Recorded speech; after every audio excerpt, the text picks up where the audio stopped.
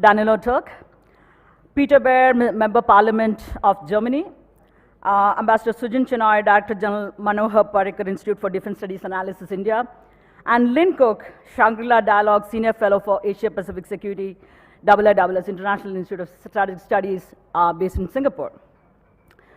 So let me start with a very soft and easy question to all the panelists. We are 1 year since the Russian invasion of Ukraine. There's a lot of talk about China's timetable for reunification of Taiwan with the mainland. And of course, considering that the Taiwanese are not going to be willingly agree to a reunification with the mainland, what are the prospects for China using force to accomplish this particular goal? And what is the likely timetable for any such military operation? Let me start with you, former Prime Minister Bildt. Well, everything is fairly hypothetical, but one thing is, two things to start. I think the situations are, the two ones that you mentioned are very, very different, very difficult to compare them.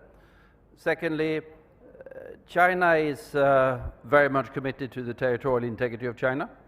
We've seen that over the years in situations like Tibet, Xinjiang, a couple of odd states. That would clearly trigger something. But we could also see other scenarios where one stumbles into a situation. Were there to be a military confrontation, Chinese invasion, out of the blue or as a result of an escalating crisis, I think the global effects would be profound.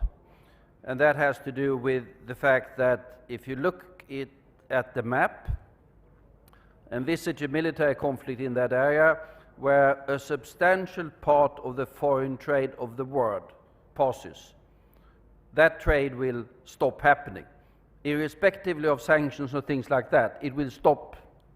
And that would have, it would collapse to a large extent, for a start, the Chinese economy, which is very dependent upon imports. It will have major effects for the European economy and for all other economies. So it's a very, very major scenario, which I don't think anyone, including the Chinese leadership, would enter into without very, very thoughtful preparations. President Turk, what do you think of, from a Slovenian perspective, how do you see the Chinese timetable for a possible reunification of Taiwan using military force? Well, first of all, I would like to say that the current atmosphere in Europe, of course, is very special. It's very special because of the surprise that the Russian invasion of Ukraine has produced, the massive scale, the amount of suffering, the number of refugees. That has created a very special atmosphere. And I think that it would be inaccurate to actually analyze any other situation anywhere else in the world based on this kind of very special psychology which prevails currently in Europe and which actually has united European countries very strongly, much beyond what we have known before. And I think that this sort of special circumstances are not likely to happen in any with any comparison in the future. Now, coming from a country which is European, Slovenia, which has been very much focused on the European issues, I must say that very critically that the people have not been paying much attention to crises outside Europe. And I was personally very unhappy to see the lack of interest for the situation in Yemen, for example, which is a terrible situation, but really very little attention is paid to it in Europe. I myself, on another matter, I have put together a project to help the Palestinian children in Gaza affected by war, and even there it was very difficult to kind of mobilize public opinion. So I think that there is a problem in Europe, and of course that problem varies from one country to another.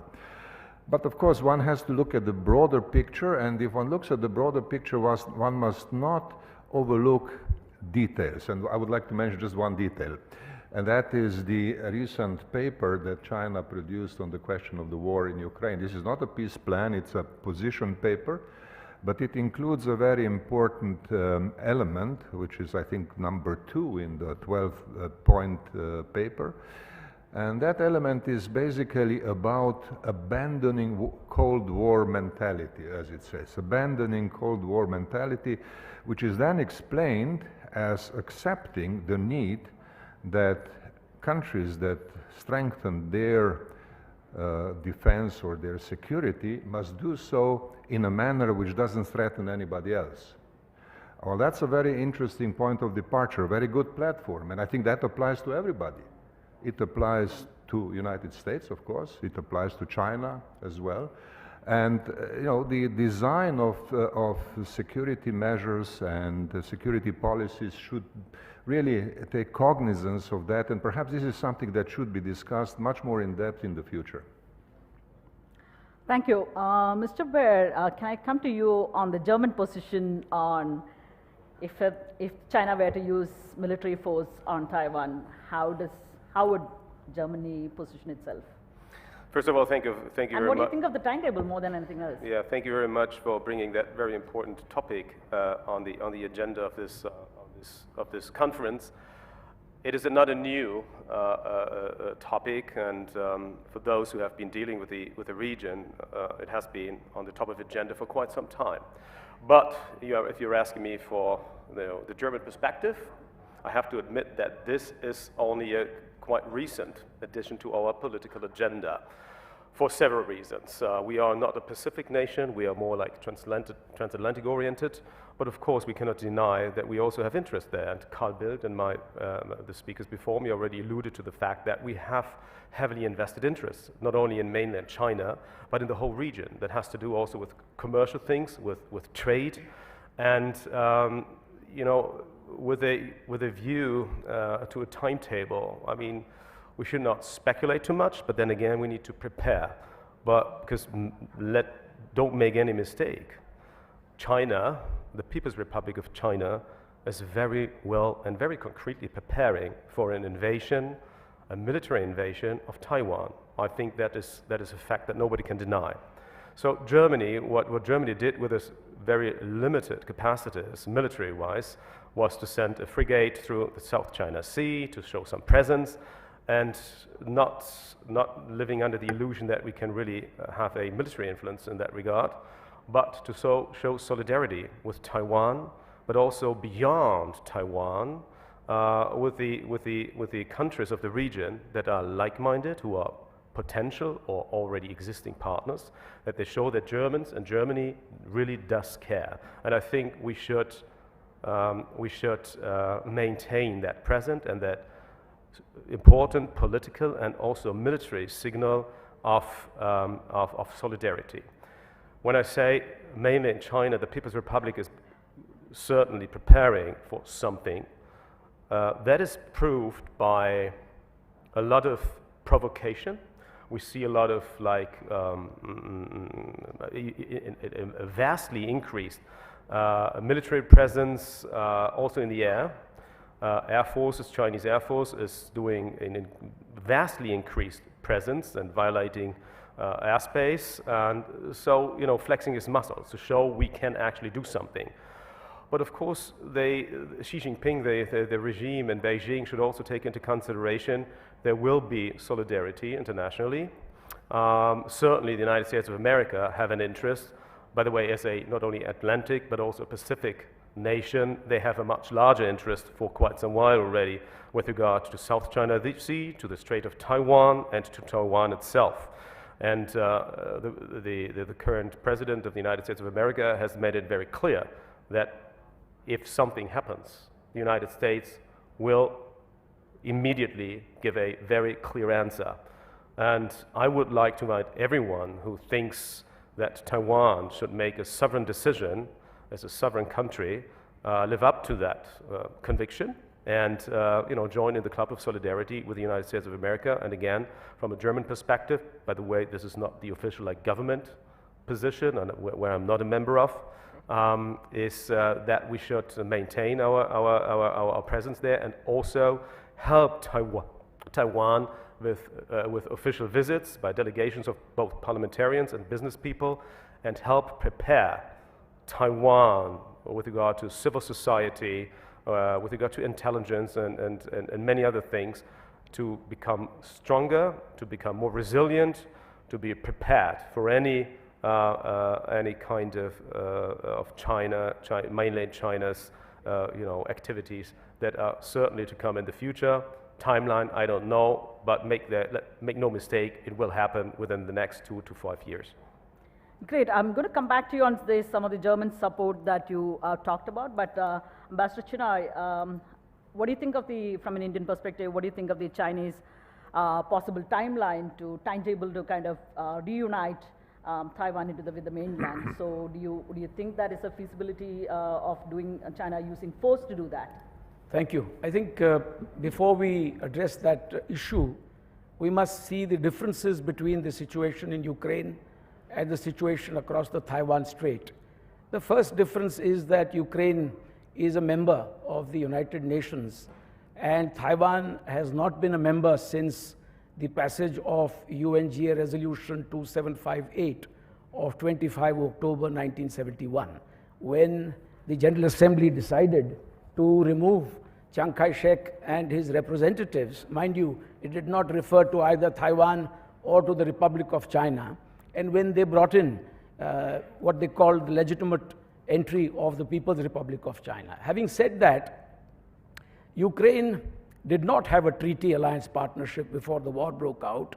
In the case of Taiwan, although the Mutual Defense Treaty of 1954 petered out during Jimmy Carter's time in 1979, it was seamlessly integrated, it segued into the Taiwan Relations Act, as you are aware, of 1979, which has two fundamental tenets. One is that unification must be peaceful and that any other scenario would be resisted by the United States of America, and that secondly, the United States would provide necessary arms and military assistance for the defensive purposes required by Taiwan. Now the question is, what exactly are the timelines? As far as China is concerned, it's been very consistent saying that this is a historic mission. And there are two centenary goals. The first one is already over by 2021, making China a moderately well-off society. But it's the second centenary goal which is in fact relevant to Taiwan. China hopes to achieve the China Dream by 2049. I dare say that no Chinese leader can stand on the rostrum of the Forbidden City at Tiananmen Square and declare the achievement of the China Dream without reunification. So in my view, essentially there is a timeline called 2049. Would China do it? I doubt it, because it is likely to derail China's own economic trajectory, and the costs of sanctions and restrictions, international isolation would be very huge. At the same time, if China were to do it, how would it do it? I think there are three scenarios here. One is to use the missile capability across the Taiwan Strait, which Taiwan has developed since the 94-95 Taiwan Strait crisis, which was effectively a very important one when the US had sent out carrier battle groups as well. Incidentally, since then, the carrier battle groups of the United States have gone in my view, please correct me if I'm wrong, only once, when the USS Kitty Hawk went in 2007 for an R&R visit to Hong Kong, which was refused, and on the way back, the US steamed through the Taiwan Strait. Since then, the US performs its right to traverse these straits, but has not sent a carrier battle group. Mind you, that's important in naval terms. Now, missile attack is one thing, but the Taiwanese also have considerable missile capabilities. The second way to do it is to mount a naval invasion. And I think traversing 180 miles of open sea would really decimate any such operation. The third is essentially to mount an economic embargo and a blockade. But this too will threaten the United States and Japan and Australia when it comes to free trade in the Western Pacific. I have absolutely no doubt that were the Chinese to try to sort of take off in a different direction and use force against Taiwan in accordance with their 2005 anti-secession law, the United States will directly be involved. Japan, which considers Taiwan to be its outer periphery in terms of security, will 100% be involved. I dare say even Australia will be involved. Thank you. And let me come to Lynn Cook in terms of how do you see the same question in terms of what are the Chinese timelines for reunification of Taiwan and use of military force to do that? Thank you for your question, and it's a pleasure to be here and to be in this room with everyone. I think the question of prospects of China using force against Taiwan, as well as the timeline for doing that, is a difficult one and must begin, I suppose, with the recent, relatively recent testimony by the then Indo-Pacific commander before the US Senate Armed Services Committee. And in his testimony, he said that he thought that China had Taiwan amongst its ambitions in the next 6 years. And he spoke in 2021, so we're talking 2027. The basis, though, of the Admiral's assessment is far from clear. He didn't state it, as far as I could see, in his testimony. Nor is it clear that the US White House shares his assessment or that the US allies and partners, including its intelligence allies and partners, share that. So that's not clear at all to me. I think what might be useful, instead of kind of identifying a date, is perhaps to identify factors that might impact on China's decision to attack or take Taiwan. And I think the first of these must be its military capacity, and the second would be a considered decision, an intent to take Taiwan. And sometimes these two factors are conflated or taken together. So for instance, I think many Taiwanese or Taiwanese analysts consider that if China has the military capabilities to take Taiwan, it will. So military capabilities and intent are equal. But I think it's useful analytically, at least, to break it down. In terms of military capabilities, what are we looking at? First, we would look, of course, at Taiwan's own military capabilities in terms of its ability to hold fort against China whilst it waited for the US and its allies and partners, if any, in that respect, to come to Taiwan's aid, so Taiwan's capacity. And then, of course, we must look at whether China's increasingly sophisticated missile developments will be able to enable it to deny the US access into the relevant sphere, in which case that makes it far more difficult for the US to come to Taiwan's aid, and of course increases the chance of China being able to successfully take Taiwan, to win a war against Taiwan quickly. And then on the issue of intention, I mean, I think it's very clear to all in the room that if Taiwan were to declare independence, that would be a clear red line. But if we look at China's legislation, we can also see other instances where China says that it might well, use force to take Taiwan. So if we look at China's 2005 Anti-Succession Act, it also identifies another two conditions or criteria, conditions under which it would take Taiwan. Those are not very clearly formulated, but I think one amongst the two of them is about all other peaceful means of reunification have been exhausted. I think what's clear is how unclear the statements are, so it gives China some flexibility in terms of when it determines that it should and could take Taiwan. Then, of course, there are other factors. To what extent will what China considers U.S. provocation impact its decision? So, for instance, the recent Nancy Pelosi visit to Taiwan, China was upset, but would that be a game changer in terms of its decision to go to war? I doubt that such visits will be, in and of itself, sufficient to provoke war. But there are other possibilities as well. U.S. legislation, to what extent will that impact China's decision? So I'm just laying out a series of factors which might be useful, or a framework to consider in considering when China might lean towards an attack on Taiwan. Thank you. Terrific. Let me now go with the second round of questions, first to Prime Minister Bildt. Sweden has been neutral for a very long time, but recently sought to join NATO because, of course, the heightened threat from Russia. But when it comes to China, I think it's a mixed baggage sort of thing. Sweden, of course, has very solid relations, economic ties with China, but also has had some tensions with China, including China's apparent support for Russia. Given this, what is the likely Swedish response to any possible Chinese military action on Taiwan? How far does economic interest constrain or complicate Sweden as well as other European powers, their position on Taiwan? I don't think there will be any Swedish response whatsoever. There will be a European response, and Sweden will be part of that. And any European response will be highly coordinated. That's a lesson from Ukraine, by the way. Okay. Will be highly coordinated with the American response. The American response will, of course, be, if it's a military conflict, primarily military.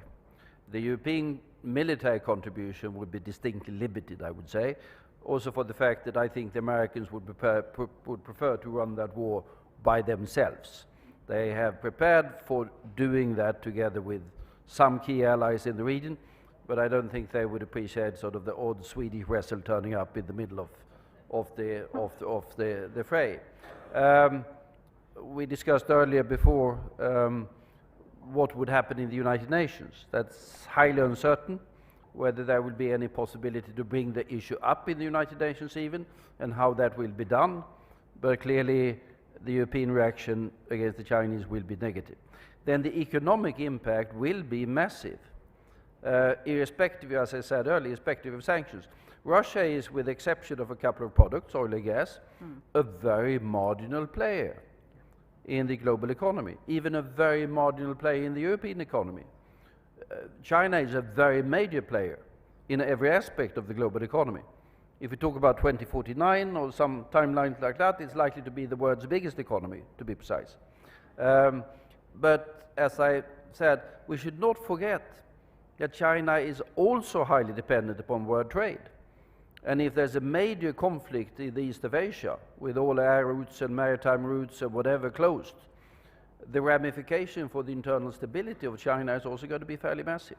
So I think sanctions will certainly happen, but sanctions will be fairly minor in their effects if you compare it to the effects of closing down maritime and air routes over an area that is of absolutely central importance for the global economy. Be that from the food import of China to the semiconductor dependence on the Western economy. Excellent. President Turk, and question about the, of course, we have seen a fair amount of significant consolidation of the West, especially including the European democracies when it came to the Russian invasion of Ukraine. And Slovenia itself has been strongly in support of Ukraine. But one of the criticism has also been that Europeans are concerned only about what happens in Europe. So if there is a war over Taiwan, which is also a fellow democracy, can we expect Europe to show support for Taiwan as we have seen in the case of Ukraine? What kind of show of support would we see in the case of Taiwan as against Ukraine? Well, of course, this is a highly hypothetical question.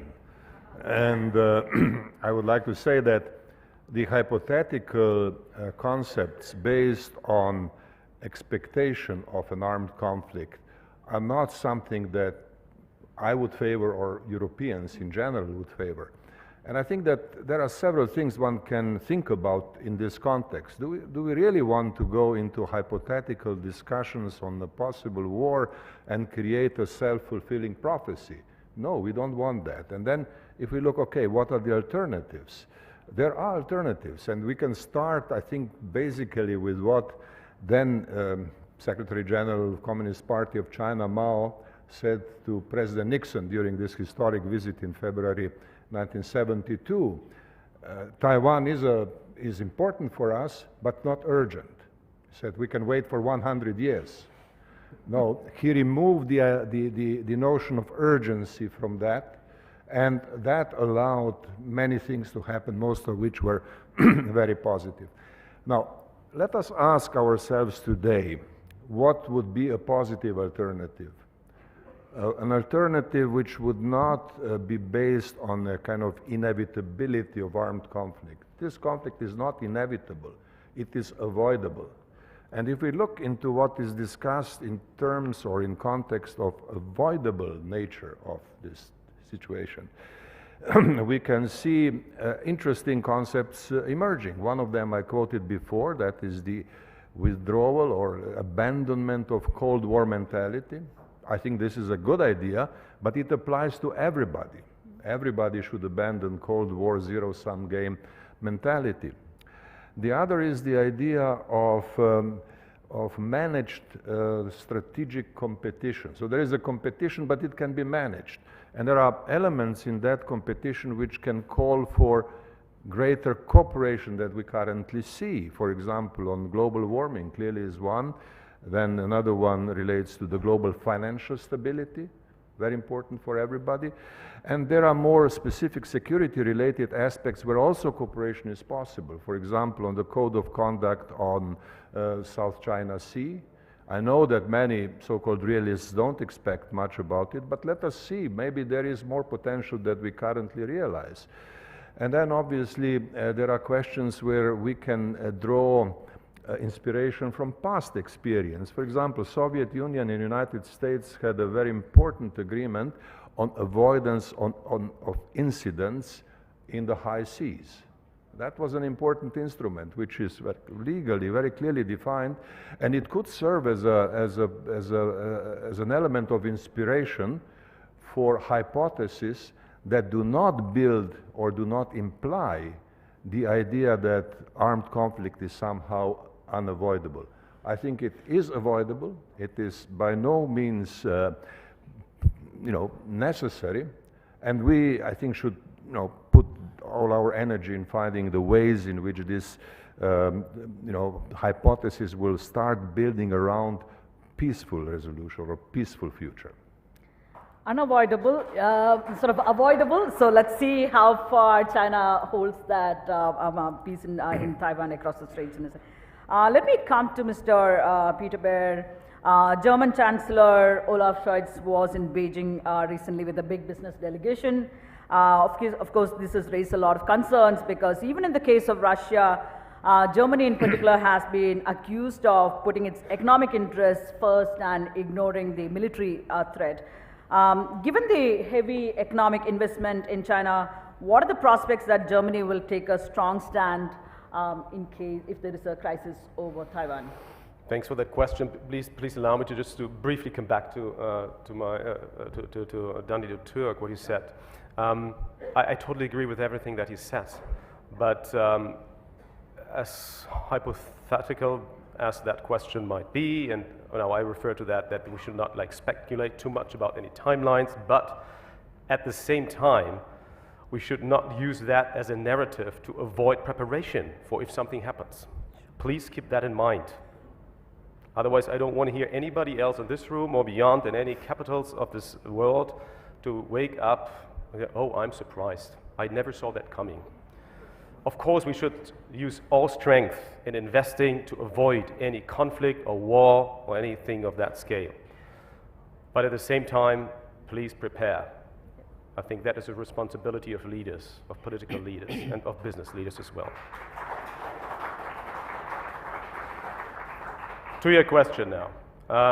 So I bought me some time because that was a question that. So I could start with saying, well, yes, the German Chancellor does not belong to my party. I'm in the opposition.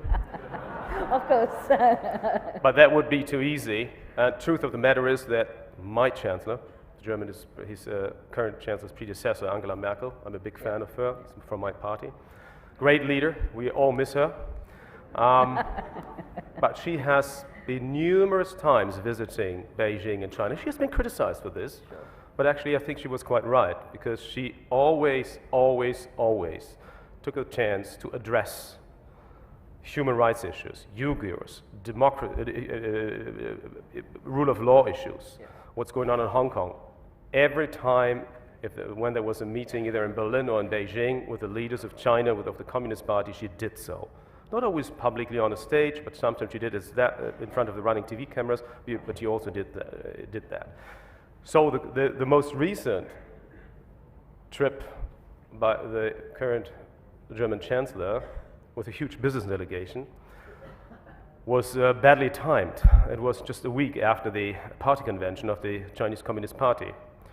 And also, French President Macron said, hey, let's do that together. Wouldn't it be a great signal of strength of Europe, of solidarity? And well, we are aligned in our approach, in our political position towards Beijing, especially during these times, where there's also support of China, of Russian Federation against, in the war against Ukraine.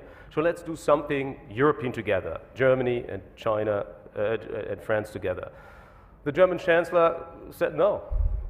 And I think that was a mistake. And also, so timing was a mistake to show, the cold shoulder to the French president, and also to have a big business delegation. In normal times, that would be considered normal. But we are not living in normal times, and I would expect of a German Chancellor to realize that. So using platforms is good, and opportunities to talk, yes, but nothing, by the way, in the end, came out of that. We are, especially German car manufacturers, are vastly dependent on the gigantic Chinese market. I think 40 or 50% even of like Mercedes-Benz and Audi and Volkswagen are being sold in China on the Chinese market. So there's a dependency. But we should also be aware that we should not manifest and cement and even increase these dependencies.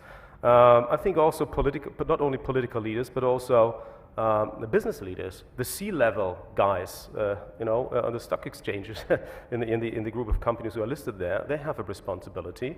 They shouldn't turn a blind eye what is, against being done by the Chinese leadership in Xinjiang with regard to the Uyghurs. That has been very well known for many years, but there were people turning a blind eye on that. There has been media coverage on a smaller scale many years before. So we certainly have to take into consideration and keep in mind the security interest, the absolutely more than legitimate security interest of the countries of the region who live under the suppression or the coercion maybe even of China, which is Taiwan, which is also the security interest of this country where we are in, the largest democracy on the planet, with the largest population on this planet, which is called India. And you suffer from the, from what China is doing with regard to violent violation of your borders in the northeast and the Himalaya region. So we have to take that into consideration when Germany is doing China politics. Thank you. Let me come to Ambassador Chinoy. A question about the global south, and on Ukraine you have seen significant support for Ukraine, generally global support. But also some parts of the global south, this is especially in Africa, this has not been really the case. They have not been as enthusiastic about calling out Russia by name for the invasion. Are we going to see something slightly differently if there is a crisis over Taiwan? And I'm asking this given that there is significant Chinese economic investment, aid, infrastructure projects and so on and so forth. So what kind of support are we likely to see from a global south, especially in the African context, for a Taiwan crisis? So first we need to look at the possibility of an immediate crisis. I painted to you a longer term timetable in terms of 2049, the so-called achievement of the China dream, which would be impossible for any leader to declare without some kind of reunification. What is possible in the immediate future is a potential takeover, theoretically, hypothetically speaking, of the islands that are outlying, Chinman and Matsu, which are within 10 nautical miles of the mainland. Now, some of you may recall that when the Mutual Defense Treaty was concluded in December 1954, its description is very clearly limited to Taiwan and the Penghu Islands, that is the Pescadores. Yeah. It does not include the outlying islands, and therefore, even after the conclusion of the Mutual Defense Treaty, in the first and the second Taiwan Strait crisis, China bombarded those islands. This theoretically is possible even today.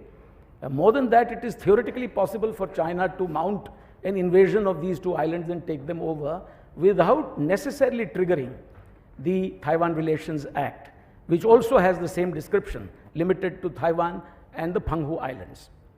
That being said, why would China do that? It is a possible face-saving device before 2049. It is a scenario in which these lightly defended islands may not be worth, for the United States, the game may not be worth the candle, so that's a possibility. The action at the UN is limited. It's in favor of China, not just because Taiwan is not a member, but because virtually every country in the world except 13 have recognized the People's Republic of China. And we have seen in the past that the divisions are also to be seen within the allies. For instance, when in 1950, Taiwan, that is Formosa, took a resolution, as in proposed a resolution at the United Nations as Resolution 87 of 29 September 1950, the UK and the USA voted differently. On the eve of UN General Assembly Resolution 2758, which I mentioned earlier, of 25 October 1971, the UK had actually, sort of proposed views against the USA, which was trying to provide a parallel seat and participation to Taiwan. So I think generally speaking, whether it's the G77 plus China grouping, whether it's Africa, the dice is generally loaded against Taiwan. Now in Africa, you know that the Chinese have trade worth roughly $285 billion. They have investments worth $70 billion. And although the United States is ramping up its presence in Africa considerably, the fly in the ointment here is that many of the Millennium Challenge Corporation projects also cannot altogether avoid Belt and Road type of projects. In other words, Chinese companies also bid for MCC projects. So that's the irony over there. The G7 is united today on giving Taiwan space in the World Health Assembly, or for instance the ICAO, or for instance the UN Framework for Climate Change Convention. That's the space in which the world can actually help Taiwan. Okay, great. Thanks, Lynn. Let me come to you. On what can, I think generally we have seen, can the like-minded countries come together, fellow fellow democracies come together, a whole range of options have been said. But what can other countries do in order to affect China's calculations and specifically to deter any Chinese resort to use of force on Taiwan? And what do you see from the region also in terms of the perceptions and possible actions? Thanks for your question. Let me just focus on Southeast Asia, the region from which I come. I think it's quite clear that Southeast Asia isn't going to be a game changer in terms of impacting or affecting China's calculations. Nonetheless, it can help to complicate the strategic environment in terms of making it more difficult for China to make the decision to invade Taiwan. The Lee Kuan Yew School of Public Policy late last year in December 2022 published a report that examined how to preserve peace and deter conflict, which focused on the Taiwan issue. And in that report, the authors and editors made several recommendations. So first was for Southeast Asia to enhance maritime domain awareness. Second, for it to build up capacity so that it would create a less permissive environment for the PLA to operate. Third, for countries in Southeast Asia to be vigilant against security agreements, so no security agreements with China that would allow it to operate more easily against Taiwan. And fourth, that Southeast Asia should signal that it would not remain neutral should China attack Taiwan. The difficulty, of course, in all of this is that Southeast Asian countries would prefer not to get involved at all. So they are loath to seek to deter any Chinese action, even before the action occurs, much less to take action when, much less to take any forceful action. In the event of a Taiwan contingency. And the reason behind this is quite clear. All countries adopt a one China policy, and so they see the situation, the Russian invasion of Ukraine, to be quite a different situation from a Chinese taking of Taiwan. And the other reason, of course, is pragmatic, and this affects many countries, not just Southeast Asia, namely the extensive economic agreements and arrangements that they have with China, and this would, of course, hurting that would be hurting their rice bowls, and that's not something they really welcome. And this would extend also to the case of Singapore, which amongst the Southeast Asian countries took the strongest stance against Russia's invasion of Ukraine, not just condemning the action as a violation of international law and principles of sovereignty, but also imposing economic sanctions on Russia. But I think the situation might be quite different in the case of any Chinese action against Taiwan. This doesn't mean that the countries will not come to, will not assist Taiwan in some way, but of course this would also depend on the state and trajectory of economic relations, not just with the United States, but also with China. Thank you, Lynn. I think it's been kind of clear. I think there are a lot of the economic interests clearly dominate the kind of response that we're seeing. We are less than 3 minutes, but I want to take 2 quick questions from our Raisina young fellows. So if there are 2 quick, sharp, crisp questions, please go ahead. Yeah, introduce yourself. Yeah. Yes.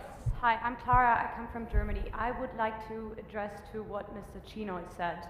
There's only 13 countries in the world that actually recognize Taiwan as a sovereign state. And with all due respect to you, Mr. Bayer, and also to Angela Merkel, I do believe what happened in Russia and what we see there is that we do need a clear focus on what Europe can do in territories where they're not that close to.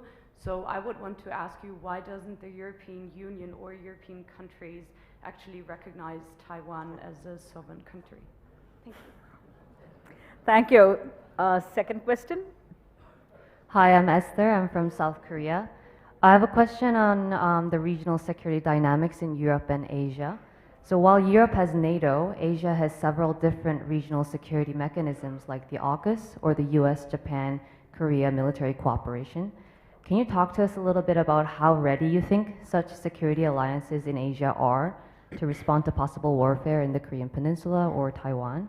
Do you think the region needs something like an Indo-Pacific NATO? Thank you.